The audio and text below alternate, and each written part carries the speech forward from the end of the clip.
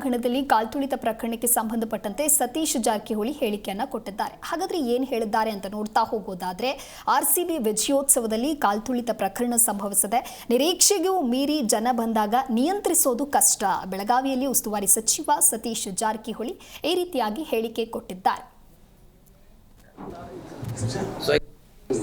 ಸುಮಾರು 10 ರಿಂದ 11 ಜನ ಸತ್ತಿದ್ದಾರೆ. ಹೌದು, ಯಾಕಂದ್ರೆ ಲೆಕ್ಕ ಮೀರಿ ಬಂದಾಗ ಅದು ನಿಯಂತ್ರಣ ಮಾಡೋದು ಪೊಲೀಸರು ಕೂಡ ಕಷ್ಟದ ಕೆಲಸ. ಅಥವಾ ಯಾವುದೇ ಸಮಸ್ಯೆ, ಯಾಕಂದ್ರೆ ಇವ್ರು ಇಷ್ಟೇ ಬರ್ತಾರ ಸಂಖ್ಯೆ ಇರಲ್ಲ. ಬಹಳ ಉತ್ಸಾಹದಲ್ಲಿ ಜನ ಬಂದು ಬಿಟ್ಟಿದ್ದಾರೆ ಅವ್ರು ನೋಡ್ಲಿಕ್ಕೆ, ಸನ್ಮಾನ ಮಾಡ್ಲಿಕ್ಕೆ.